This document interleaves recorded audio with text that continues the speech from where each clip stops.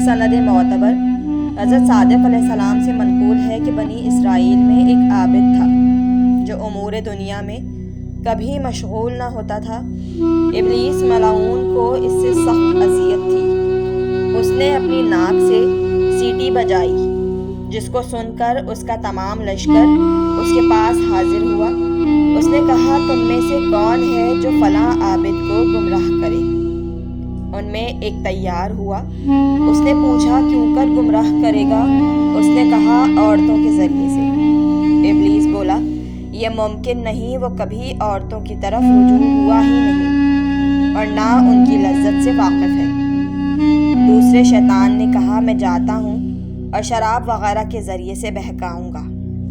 اس نے کہا، تو بھی اس طرح اس کو فریب نہیں دے سکتا۔ تیسرے ملعون نے کہا، میں جاتا ہوں۔ ابلیس نے پوچھا، تو کیا کرے گا؟ اس نے کہا، میں عبادت و پارسائی ظاہر کر کے بہکاؤں گا۔ اس نے کہا، تو کامیاب ہوگا۔ غرض شیطان ایک مرد کی شکل میں اس مکان میں آیا جہاں وہ عابد عبادت کیا کرتا تھا۔ اس کے برابر کھڑا ہو کر عبادت میں مشغول ہو گیا۔ عابد کبھی کبھی آرام بھی کرتا، لیکن وہ کبھی نہ سوتا تھا، نہ ایک لمحہ آرام کرتا تھا۔ یہ دیکھ کر عابد نے اس کی عبادت کے مقابلے میں اپنی عبادت کو بہت حقیر سمجھا اور انکساری اور خلوص کے ساتھ اس کے پاس آیا اور پوچھا کہ کس سبب سے آپ کو اس قدر عبادت کی طاقت حاصل ہو گئی ہے۔ اس ملعون نے کوئی جواب نہ دیا۔ پھر عابد دوسری مرتبہ اس کے پاس گیا اور التجا کی کہ وہ جو کچھ بات کرے، اور پوچھا کہ کس عمل کے سبب سے آپ اس مرتبے تک پہنچے ہیں۔ اس نے کہا، اے بندہ خدا، مجھ سے ایک گناہ ہو گیا تھا۔ میں نے توبہ کی اور ہر وقت اس گناہ کا خیال رکھتا ہوں۔ اسی سبب سے نماز کی طاقت مجھ کو حاصل ہوتی رہتی ہے۔ عابد نے کہا، بتائیے وہ کون سا گناہ ہے تاکہ میں بھی عمل میں لاؤں اور توبہ کروں، شاید آپ کے درجے تک پہنچ جاؤں، اور یہ جو طاقت آپ کو حاصل ہے مجھے بھی نماز کے لیے اتنی ہی قوت حاصل ہو جائے۔ اس نے کہا، فلاں شہر میں جا اور فلاں فاحشہ کے مکان میں داخل ہو اور 2 درہم اس کو دے کہ اس کے ساتھ زنا کر۔ عابد نے کہا، 2 درہم کہاں سے لاؤں؟ میں جانتا بھی نہیں کہ 2 درہم کیا چیز ہے۔ میں تو کبھی دنیا کی جانب متوجہ نہیں ہوا۔ شیطان نے اپنے قدموں کے نیچے سے 2 درہم نکال کر اس کو دیے۔ عابد اپنے لباس پارسائی میں شہر کی جانب متوجہ ہوا اور اس فاحشہ کا مکان دریافت کیا۔ لوگوں نے سمجھا کہ وہ اس فاحشہ کی ہدایت کے لیے آیا ہے۔ اس کا مکان بتا دیا گیا۔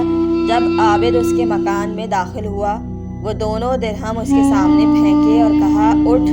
وہ عورت کھڑی ہوئی اور اس کو کمرے میں لے گئی اور کہا، اے شخص، تو میرے پاس اس حیت میں آیا ہے کہ کوئی شخص اس لباس تقویٰ و طہارت میں نہیں آتا۔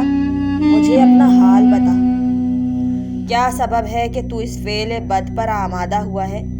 عابد نے اس سے تمام رویداد بیان کی۔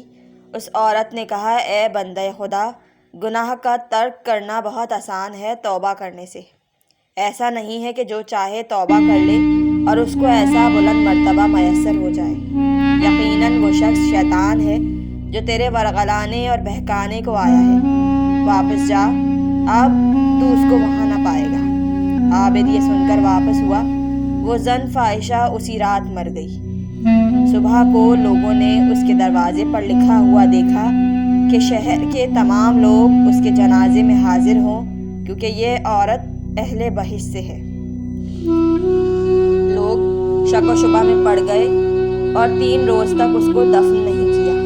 اس وقت خدا نے زمانے کے پیغمبر کو وحی فرمائی۔ راوی کہتا ہے کہ حضرت نے فرمایا، وہ حضرت موسیٰ علیہ السلام تھے۔